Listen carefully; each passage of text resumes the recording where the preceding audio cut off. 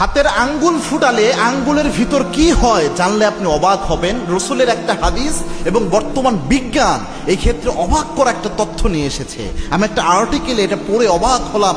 1450 বছর আগে আল্লাহর হাবিব জনাবে মুহাম্মদ রাসূলুল্লাহ সাল্লাল্লাহু আলাইহি ওয়াসাল্লাম কত চমৎকার ভাবে তিনি এই বিষয়টা তুলে ধরেছেন, যেটা বর্তমান বিজ্ঞান বলছে। দেখবেন অনেকে রয়েছে যে কোনো সময় বসে বসে হাতের আঙ্গুল ফুটায়, নিজের আঙ্গুল তো ফুটাই, আরেকজনের সাথে মুসাফাহা করলে তার আঙ্গুল ধরে ফুটাইয়া দেয়, এরকম অনেকের অভ্যাস রয়েছে।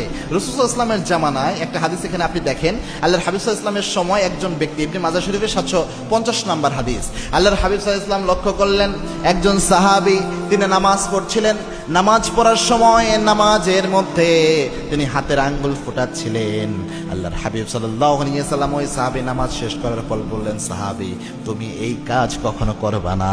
আরেকজন সাহাবীকে আল্লাহর হাবিব সাল্লাল্লাহু আলাইহি ওয়াসাল্লাম নামাজের বাহিরেও হাতের আঙ্গুল ফোটাতে দেখে এরকম বর্ণনা পাওয়া যায় যে তিনি একটু নিরুৎসাহিত করেছেন। তার মানে এই বর্ণনাগুলো যদি, এই ইঙ্গিতগুলো যদি আপনি নিয়ে আসেন হাদিস থেকে আর মেডিকেল সায়েন্স যদি মিলান, আজকের বিজ্ঞান প্রমাণ করেছে যে যারা হাতের আঙ্গুল ফোটায়, বিজ্ঞান বলছে এই হাতের আঙ্গুলের ভিতরে আপনার সিনোভিয়াল তরলের মাঝে এক ধরনের গ্যাস তৈরি হয়। হাতের আঙ্গুলের করগুলা যে রয়েছে এক ধরনের গ্যাস তৈরি হয়। আপনি যখন আঙ্গুল ফুটান ওই গ্যাস থেকেই একটা শব্দ তৈরি হয়, এবং এটার কারণে যেটা হয় যারা বারবার সব সময় হাতের আঙ্গুল ফুটায়, বিজ্ঞান বলছে তাদের যে হাতের লিগামেন্ট রয়েছে এই লিগামেন্ট ঢিলা হয়ে যায়।